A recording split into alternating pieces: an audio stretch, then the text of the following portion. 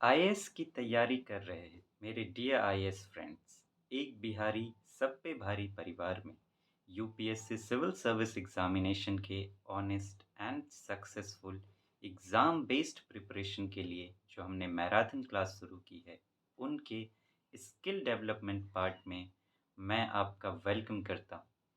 Friends, आज हम लोग आंसर राइटिंग पर बातें करेंगे। आंसर राइटिंग में अभी हम लोग कीवर्ड्स पर बातें कर रहे हैं। जब आप मेंस का क्वेश्चन पेपर देखेंगे तो उसमें आपको कीवर्ड्स मिलेंगे: explain, discuss, critically examine, examine, analyse. इन तरह के कीवर्ड्स मिलते हैं।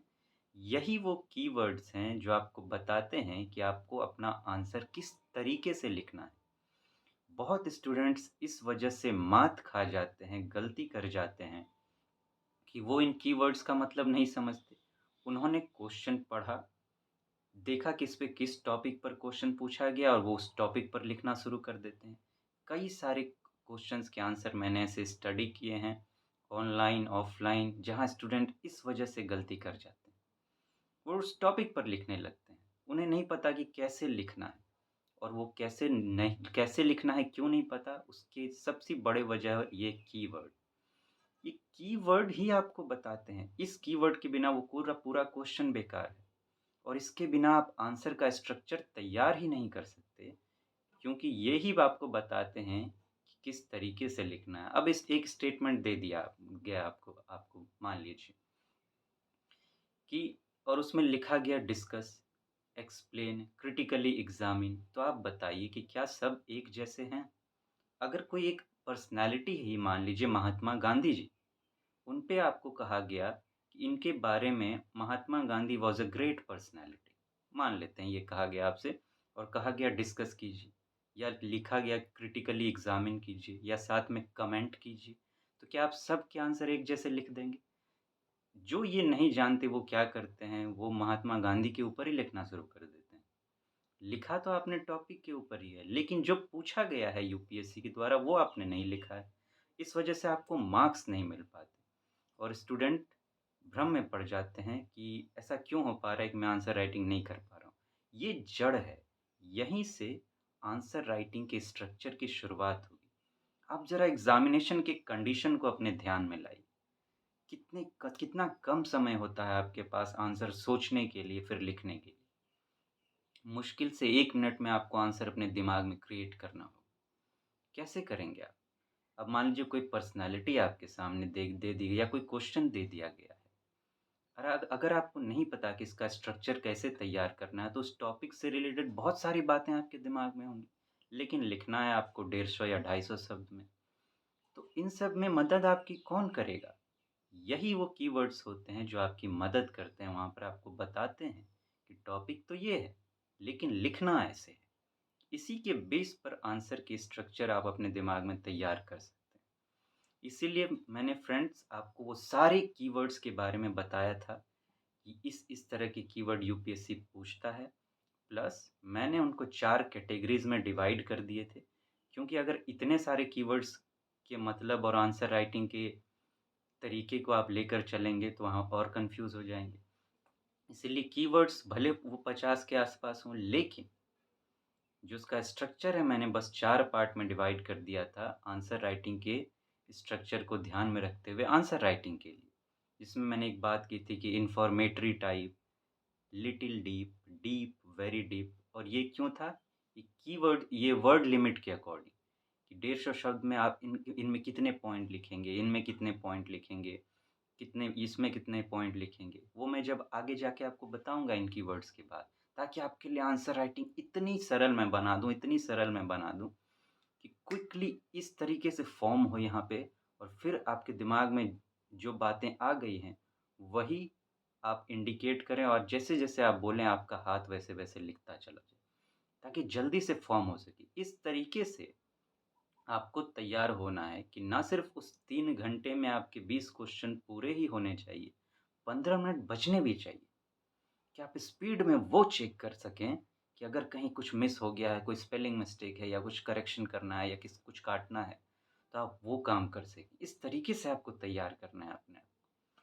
तो फ्रेंड्स, कुछ कीवर्ड्स पर हम बात कर चुके हैं, आज नेक्स्ट कीवर्ड पर चलते हैं। आज बात करेंगे एक्सप्लेन की। देखिए मीनिंग जो आपको समझना है, वो आंसर राइटिंग आप कैसे करेंगे वैसा मीनिंग समझना है। उसका सरफेस मीनिंग नहीं, डिक्शनरी मीनिंग हमें नहीं समझना। अब देखिए मीनिंग वैसा समझना है जिससे आंसर राइटिंग हो सके। अब एक बात और है, अब मान लीजिए यूपीएससी ने किसी पर्टिकुलर क्वेश्चन के साथ कोई पर्टिकुलरली वर्ड को ऐड किया है, कीवर्ड को ऐड किया है, तो उसके पीछे कुछ ना कुछ तो पर्पस रहा होगा। तो उस पर्पस को भी हमें जानना है कि कीवर्ड का पर्पस क्या होता है, और अंत में आप उस कीवर्ड का इस्तेमाल अपने आंसर राइटिंग में कैसे करेंगे, कैसे अगर वो कीवर्ड आपके सामने है तो आप आंसर करेंगे, उसकी मैं बातें करूँगा। तो आइए फ्रेंड्स शुरू करते हैं। एक्सप्लेन की बात करें तो इसका मीनिंग अगर मैं बात करूँ तो होता है समझाना। यहाँ पर मैंने ये हिंदी वर्ड मीनिंग क्यों लिया है? वो इसलिए कि मैं समझता हूँ कि अगर कीवर्ड को लेकर कोई ऐसा वर्ड आपके दिमाग में हो कि खट से क्लिक करे, तो बहुत बेहतर होगा, ताकि वहाँ तो सब कुछ क्विक चाहिए एग्ज़ामिनेशन हॉल में। इसीलिए मैंने सोचा कि मदर टंग में अगर आपके पास कोई ऐसा वर्ड हो, तो बहुत बेहतर होगा। क्यों? क्योंकि उससे हम रेगुलर जुड़े हुए रहते हैं। अगर आपकी मदर टंग इंग्लिश है, तो आप उसमें कन्वर्ट कर लें। अगर कोई रीजनल लैंग्वेज है, तो आप वो रख सकते हैं। जो भी आपके दिमाग में सबसे क्विकली इन्फॉर्मेशन पहुँचा दे, आप वो लें। मैंने हिंदी लिया है क्योंकि मेजॉरिटी की ये भाषा है। एक्सप्लेन मतलब समझाना। इसके बहुत सारे मीनिंग हैं देखिए, एक्सप्लेन के अगर आप ढूँढने जाएँगे बहुत मीनिंग है। लेकिन ये मीनिंग मैंने ऐसा चुना है कि आप आंसर राइटिंग के अकॉर्डिंग आपकी हो। समझाना, कोई बात दी गई है, कोई आपसे कुछ पूछ रहा है तो आप उसको समझाइए उस चीज़ को कि वो क्या है। तो अब कोई पेंटिंग है आपके सामने, हाँ, वो किस सामने वाले को समझ नहीं आ रहा है, आपको समझाना है तो आपसे कहेगा प्लीज़ एक्सप्लेन। या फिर मान लीजिए आप जंग के मैदान में हैं, आपको आपके ऑफ़िसर ने भेजा कि जाओ दुश्मन का ब्यौरा लेके आओ कि कहाँ-कहाँ पे है दुश्मन। आप गए, अब आप वापस आए देखकर, तो आपको आपसे कहेगा कि एक्सप्लेन करो उस सिचुएशन को, तो आप एक्सप्लेन करेंगे सिचुएशन को। अब मान लीजिए कहीं पे भुखमरी हो गई है, ठीक है, फील्ड में। अब आप आईएएस ऑफ़िसर्स हैं, आप गए देखने के लिए कि क्या सिचुएशन है, आप वापस आए, तो हो सकता है कि जो पॉलिटिशियंस हों, एग्ज़ीक्यूटिव्स हों या गवर्नमेंट हो, वो आपसे पूछे कि मुझे सिचुएशन को एक्सप्लेन करो। तो ये सब चीज़ें आपको आगे आएँगी, जब करियर में भी आप चले जाएँगे तो इनकी सबका इस्तेमाल है। इसीलिए एग्ज़ाम्स में इस तरह की बातें होती हैं, इन सब चीज़ों को डाला गया है कि आगे के लिए भी आप तैयार हो सकें। तो आपकी चेकिंग हो सके कि एज़ अ सिविल सर्वेंट आप सही से काम कर पाएँगे कि नहीं, उसी बेस पर क्वेश्चन और ये एग्ज़ामिनेशंस होते क्यों हैं? आप में वही क्वालिटीज़ टेस्ट करने के लिए। तो समझाना या रिप्रेज़ेंटिंग समथिंग, आप कुछ रिप्रेज़ेंट कर रहे हैं। जैसे कि मान लीजिए हमारे पॉलिटिशियंस होते हैं, तो वो अलग-अलग पार्ट्स इंडिया के अलग-अलग रीजन्स को रिप्रेज़ेंट करते हैं। या ऐसे ही मान लीजिए कोई प्रोजेक्ट वर्क होता है, तो आप किसी ऑर्गेनाइज़ेशन की तरफ से आके उसे रिप्रेज़ेंट कर रहे हैं, किसी ऑर्गेनाइज़ेशन को रिप्रेज़ेंट कर रहे हैं। जैसे इंडिया के यहाँ से कोई मिनिस्टर जाके बाहर इंडिया को रिप्रेज़ेंट करते हैं, हमारे प्राइम मिनिस्टर इंडिया को रिप्रेज़ेंट करते हैं। तो रिप्रेज़ेंट करना, वो जाते हैं तो वहाँ क्या करते हैं? बताते हैं इंडिया के बारे में, एक्सप्लेन करते हैं चीज़ों को। तो रिप्रेजेंटिंग समथिंग, पर्पस क्या है इसका? To understand something clearly. क्यों एक्सप्लेन वर्ड को चुना जाता है? कि जो बात दी गई है उसे हम क्लियरली समझ सकें। इसीलिए ये इसका एक पर्पस होता है एक्सप्लेन का, to understand something clearly, to understand the importance और कॉज ऑफ समथिंग। कि किसी चीज़ का महत्व हमें समझ में आ जाए कि क्या है। अगर मान लीजिए कोई इंसान आपके सामने खड़ा है, ठीक? आपको नहीं पता वो कौन है। अब आपने देखा कि 10 लोग आए, उन्होंने उसे प्रणाम किया, तो आपके मन में जिज्ञासा होगी कि भाई ये कौन है जो सब प्रणाम कर रहे हैं? तो कोई आया आपको एक्सप्लेन कर दिया उनके बारे में, तब आप समझ जाएँगे कि कौन है। तो एक्सप्लेनेशन ज़रूरी होती है कि आप महत्व को समझ सकें किसी चीज़ के। कोई क्वेश्चन पूछा गया है तो उस टॉपिक के, और कॉज़ ऑफ समथिंग कि कोई जो घटना घटी है, उसके पीछे का कारण क्या रहा है, वो भी आप एक्सप्लेनेशन से ही समझेंगे। तो ये सब बातें मैं क्यों कह रहा हूँ कि आंसर राइटिंग जब आप करेंगे तो आप देखेंगे कि ये चीज़ें मदद करेंगी, ये चीज़ आप इंक्लूड कर पाएँगे वहाँ पे। अब बात आती है यूटिलाइज़ेशन की कि अगर एक्सप्लेन दिया हुआ है, तो आप आंसर राइटिंग में किस तरीके से इनका इस्तेमाल करेंगे। राइट ओनली इम्पोर्टेंट पॉइंट्स, आपको सिर्फ़ और सिर्फ़ इम्पोर्टेंट पॉइंट्स लिखने हैं। एक्सप्लेन में जो आपको याद होगा कि आंसर राइटिंग की कैटेगरी मैंने की थी, तो एक्सप्लेन इन्फॉर्मेटरी पार्ट जो है उसका पार्ट है। आपको इन्फॉर्मेशंस बस देने हैं, ऊपर उसमें बहुत गहरे नहीं उतरना। तो आपको क्या लिखना है, अब बहुत गहरे नहीं उतरना है, लिखना है, लेकिन लिखना तो है तो क्या लिखेंगे आप? बहुत इम्पोर्टेंट बात ही लिखेंगे। जैसे इसी साल हिस्ट्री में एक क्वेश्चन आया था, explain the role of geographical parts in the development of ancient India. Geography का क्या रोल है एंशिएंट इंडिया के डेवलपमेंट में, इसको एक्सप्लेन करना है।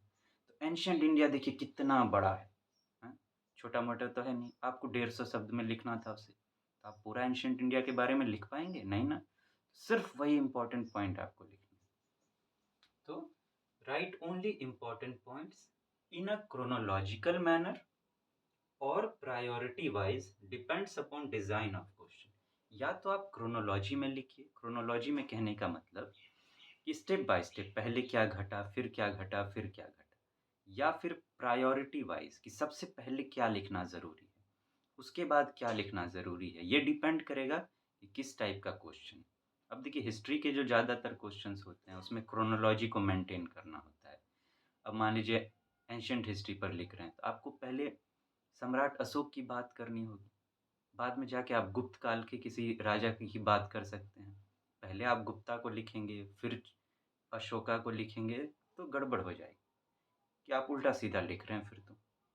लेकिन कहीं-कहीं पे प्रायोरिटी फ़ॉलो करना होता है। जैसे कि मान लीजिए कि 4 लोग आपके सब सामने खड़े हैं। एक कहावत जो है, गुरु गोविंद दऊ खड़े, काके लागू पाँव, बलिहारी गुरु आपने गोविंदियो बताए। कि गुरु आपके सामने खड़े हैं, भगवान आपके सामने खड़े हैं, आपके माता-पिता आपके सामने खड़े हैं, तो आप पहले किनके पाँव छुएँगे? तो ये इस तरह की बात है कि पहले आप किसे लिखेंगे? तो वो बात आती है प्रायोरिटी की।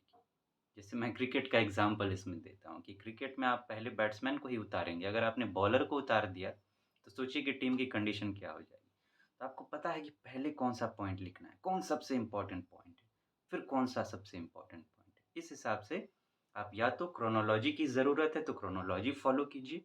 अगर प्रायोरिटी की ज़रूरत है, तो प्रायोरिटी फ़ॉलो कीजिए। वो डिपेंड करेगा क्वेश्चन कैसे डिज़ाइन किया गया है। Examples can be given. अगर एक्सप्लेन आता है तो आप एग्ज़ाम्पल उसमें डाल सकते हैं, अगर आपको मिलता है कोई एग्ज़ाम्पल तो। लेकिन बहुत डीप में ना जाएँ एग्ज़ाम्पल देने में, हल्का एग्ज़ाम्पल यूज़ करें। इम्पोर्टेंट एग्ज़ाम्पल यूज़ करें, लेकिन बहुत ज़्यादा डिटेलिंग ना करें क्योंकि वर्ड लिमिट को ध्यान में रखना है। Should be written in points form. मैं कहता आ रहा हूँ कि पॉइंट में लिखें या पैराग्राफ में भी लिख सकते हैं, लेकिन एक्सप्लेन जब भी आए, कोशिश कीजिए कि पॉइंट में आप लिखें, तो मार्किंग बहुत अच्छी होगी। ये बातें मार्क्स को ध्यान में रखकर बताई गई। तो फ्रेंड्स, ये थी एक्सप्लेन अकॉर्डिंग टू आपका जो आंसर राइटिंग होगा उसके लिए। फिर मिलते हैं friends, take very good care of yourself. Thank you so much. Have a nice day.